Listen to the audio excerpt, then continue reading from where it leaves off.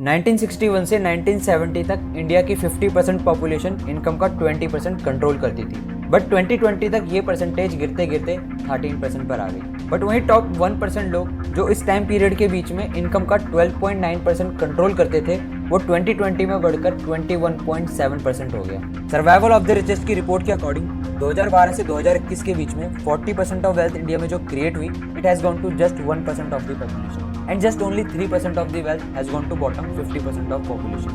This data shows कि हमारी society में इन 50-60 सालों में wealth gap and income inequality बढ़ी है। और एक चीज और है जो सबसे ज्यादा बढ़ी है, एंड वो है कैपिटलिज्म, जो कि आज अपने पीक पर है। बट कैपिटलिज्म का मकसद तो हमारी सोसाइटी को अच्छा बनाना एंड लगातार इनोवेशन करना है ना, ताकि हमारा स्टैंडर्ड ऑफ लिविंग इंप्रूव हो सके, हम एज अ सोसाइटी ग्रो कर सकें। बट जो डेटा है वो कुछ और ही कह रहा है। प्रॉब्लम ये है कि हम सभी को कैपिटलिज्म के बारे में काफी अच्छा बताया जाता है कि कैपिटलिज्म के ये फायदे हैं, वो फायदे हैं, बट सैड थिंग इज कि कोई भी कैपिटलिज्म की नेगेटिव साइड के बारे में बात ही नहीं कर रहा। कैसे कैपिटलिज्म के कारण हमारी सोसाइटी में इनइक्वालिटी क्रिएट हो रही है, कैसे कैपिटलिज्म एनवायरनमेंट के डिस्ट्रक्शन का कारण बनता जा रहा है। तो आज की इस वीडियो में मैं कैपिटलिज्म की डार्क साइड्स के बारे में बात करने वाला हूँ, जिससे मैक्सिमम लोग अवेयर तो हैं बट वो उसको इग्नोर कर देते हैं। अगर आपको इस तरह के टॉपिक्स पर वीडियोस देखना पसंद है तो चैनल को सब्सक्राइब कर लो, क्योंकि मैं आपके लिए इस चैनल पर इसी तरह के social topics, geopolitics and economics से रिलेटेड वीडियोस लाता रहूंगा। What is capitalism?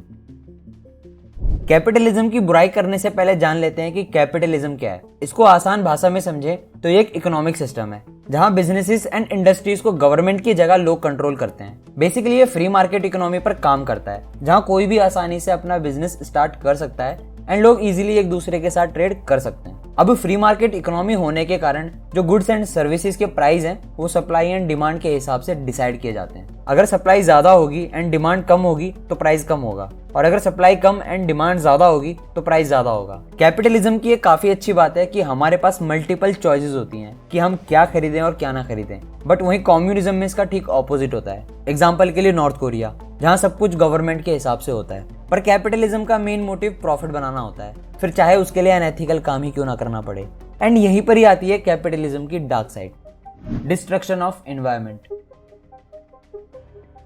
Last 100 years में देखा जाए तो हम इंसानों ने काफी ज्यादा तरक्की करी है। इस टाइम पीरियड के बीच में ऐसी बड़ी बड़ी इनोवेशंस हुई हैं जिन्होंने आज दुनिया को बदल कर रख दिया है। ऐसी डेवलपमेंट कहीं हजारों सालों में नहीं हुई जितनी केवल इन 100 सालों में हो गई। पर यह भी सच है कि इन 100 सालों में जो इन्वायरमेंट को नुकसान हुआ है उतना कहीं हजारों सालों में नहीं हुआ। हम इंसानों ने अपनी डेवलपमेंट एंड खुद के सेल्फ इंटरेस्ट के लिए जंगलों के जंगल जला दिए एंड बायोडाइवर्सिटी को खत्म कर दिया। आज नदियां धीरे धीरे करके सूख रही हैं, धरती का टेम्परेचर लगातार बढ़ता जा रहा है, जिसके कारण ग्लोबल वार्मिंग एक बहुत ही बड़ा इशू बन चुका है। और ये सब हो रहा है सिर्फ प्रॉफिट के लिए। हम इंसान पैसों के पीछे इतने ज्यादा पागल हो गए हैं कि हमने एनवायरमेंट के बारे में सोचा तक नहीं। शॉर्ट टर्म प्रॉफिट के लिए हमें लॉन्ग टर्म में जो फायदे हो सकते थे, हमने उसको कंप्लीटली इग्नोर कर दिया। Chronic capitalism. हम सभी ये अच्छे से जानते हैं कि मोस्ट ऑफ द बड़ी कंपनीज में प्रॉफिट के लिए अनएथिकल काम किए जाते हैं, बट स्टिल हम चाह कर भी कुछ नहीं कर पाते। Why? Because we all are depend on them. Also ये कंपनीज इतनी ज्यादा बड़ी होती हैं कि गवर्नमेंट भी इनका कुछ नहीं कर पाती। इवन कुछ कंपनीज तो इतनी ज्यादा बड़ी एंड पावरफुल होती हैं कि वो गवर्नमेंट तक को कंट्रोल करती हैं, और इसे ही क्रॉनिक कैपिटलिज्म कहा जाता है, जहां बड़े बड़े corporate giants and businessman government को अपना सपोर्ट देकर गवर्नमेंट की पॉलिसीज को अपने फेवर में कर लेते हैं। जैसे टैक्स लॉस को इम्प्लीमेंट करवाना जिससे उन्हें फायदा हो, इस तरह के रूल्स एंड रेगुलेशंस को पास करवाना जिससे उनका बिजनेस और ज्यादा थ्राइव कर सके। अब इस क्रॉनिक कैपिटलिज्म के कारण जो करप्शन है वो काफी ज्यादा बढ़ने लगता है एंड सोसाइटी में काफी ज्यादा डिफरेंसेस क्रिएट होने लगते हैं, क्योंकि फायदा तो सिर्फ कॉर्पोरेट एंड बिजनेसमैन को हो रहा है, आम जनता का क्या। अब ऐसा तो नहीं है कि जो टॉप 1% पर लोग बैठे हैं वो बहुत ही ज्यादा हार्ड वर्क करते हैं एंड जो बाकी के लोग हैं वो हार्ड वर्क ही नहीं करते। कैपिटलिज्म की सच्चाई यही है कि मनी अट्रैक्ट्स मनी। जिसके पास जितना ज्यादा पैसा होगा वो उससे और ज्यादा पैसा बना पाएगा एंड वो और ज्यादा पावरफुल होता जाएगा। बट जिसके पास पैसा ही नहीं है, जो गरीब है, वो और ज्यादा गरीब होता जाता है। एंड ये बात खुद भगवान श्री कृष्ण भी कह चुके हैं। मोनोपोली। कैपिटलिज्म में फ्री मार्केट को काफी ज्यादा प्रमोट किया जाता है, जहां कोई भी आसानी से अपना बिजनेस स्टार्ट कर सकता है, बट एक्चुअली में जो रियलिटी है वो कुछ और ही है। आपको याद होगा Aakash Institute, White Hat Junior, topper, Great Learning, इन सभी कंपनीज को बायजूस ने खरीद लिया था। बायजूस को जो भी अपना कॉम्पिटिटर लगा या जिससे बायजूस को फायदा हो सकता था, बायजूस ने उन सभी कंपनीज को खरीद लिया ताकि उसको एडटेक इंडस्ट्री में ज्यादा कंपटीशन को फेस ना करना पड़े। And same case with Google, Meta, Microsoft and Amazon, जहां या तो इन्होंने अपने से छोटे बिजनेस को खरीद लिया या फिर उन्हें आउट ऑफ द बिजनेस कर दिया ताकि वो इनसे कॉम्पीट ना कर सके एंड मार्केट में केवल एंड केवल सिर्फ इन्हीं की मोनोपोली हो।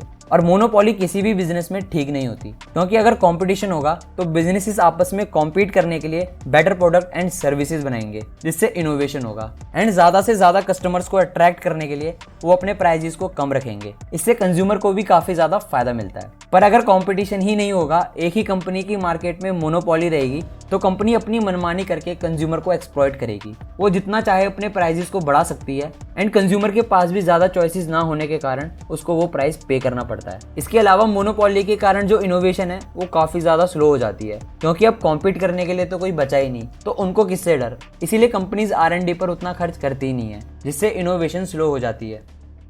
एडवर्टीजमेंट। आज के टाइम इंटरनेट पर, पब्लिक प्लेसेस पर आपको हर जगह कंपनीज की एड भर भर के देखने को मिलती हैं। अपने एडवर्टाइजमेंट के जरिए ये कंपनीज हमारे थॉट प्रोसेस को चेंज कर देती हैं। कंपनी साइकोलॉजिकल टेक्निक्स का यूज करके आपको उन चीजों को खरीदने के लिए मजबूर कर देती है जिनकी आपको उतनी जरूरत भी नहीं होती, जिसके कारण आप ओवर स्पेंडिंग करने लगते हो। पैसों के पीछे कंपनीज इतनी ज्यादा पागल हो रखी हैं कि वो हमें कुछ भी बेच रही हैं, लिटरली कुछ भी, और हम बस पागलों की तरह खरीदे जा रहे हैं, कंज्यूम किए जा रहे हैं। आपको पता है कि जंक फूड खाने से आपकी हेल्थ खराब हो सकती है, बट आप फिर भी उसको खाते हो। व्हाई?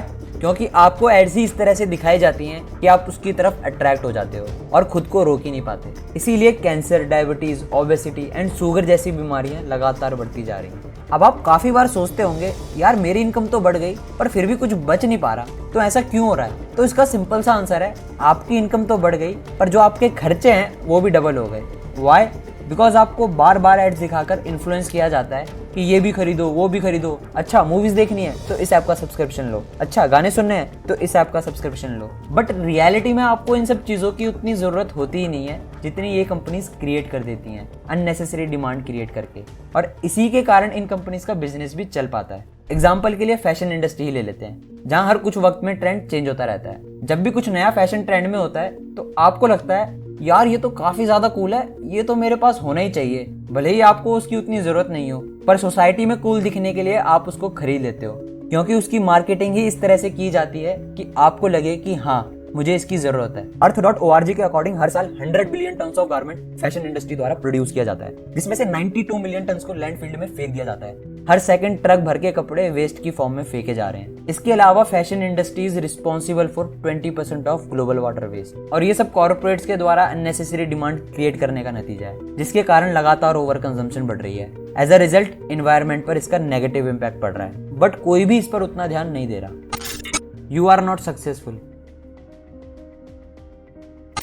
इसके अलावा आज की कैपिटलिस्टिक सोसाइटी में आपको सक्सेसफुल तभी माना जाता है जब आपके पास 2-3 घर, एक अच्छी गाड़ी, पहनने के लिए ढेर सारे कपड़े, आईफोन और न जाने क्या क्या हो। पर वहीं हमारे पेरेंट्स के टाइम पर ये सब उतना मैटर नहीं करता था। बस एक ठीक ठाक घर, ठीक ठाक नौकरी, खाने के लिए 3 वक्त का खाना एंड पहनने के लिए कपड़े हो, दैट्स इट। इतना ही काफी होता था एक अच्छी खासी लाइफ जीने के लिए, और लोग भी काफी ज्यादा खुश हुआ करते थे। बट वहीं आज कामयाबी को मेटेरियलिस्टिक चीजों से जोड़कर देखा जाता है, जिसके कारण लोग खुश नहीं है, क्योंकि उनकी और पाने की चाहत खत्म ही नहीं होती। बस सभी एक दूसरे से कंपैरिजन एंड कॉम्पीट करने में लगे हुए हैं। अब ऐसा भी नहीं है कि कैपिटलिज्म पूरी तरह से बुरा है, इसकी काफी सारी अच्छाइयां भी हैं। एंड ऑब्वियसली ये कम्युनिज्म से तो बढ़िया ही है। इसके अंडर लिटरेसी रेट काफी ज्यादा बढ़ी है, एंड जो लाइफ एक्सपेक्टेंसी पहले 30-40 साल की हुआ करती थी, आज वो बढ़कर 70-80 साल हो चुकी है। आज हमारे पास पहले से ज्यादा better facilities and resources available हैं, जैसे hospital, transportation system, mobile phone and internet, जिसकी हेल्प से आप मेरी ये वीडियो देख पा रहे हैं। But we can not ignore the negatives. Capitalism के अंडर ये सब जो हो रहा है, एनवायरनमेंट का डिस्ट्रक्शन, लेबर्स का एक्सप्लॉयटेशन,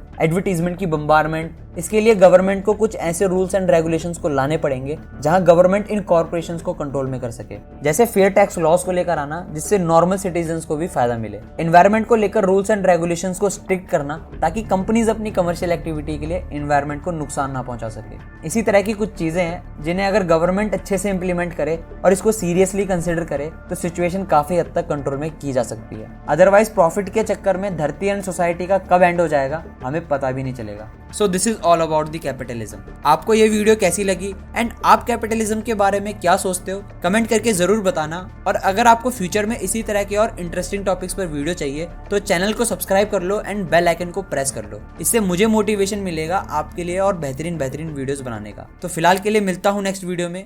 जय हिंद।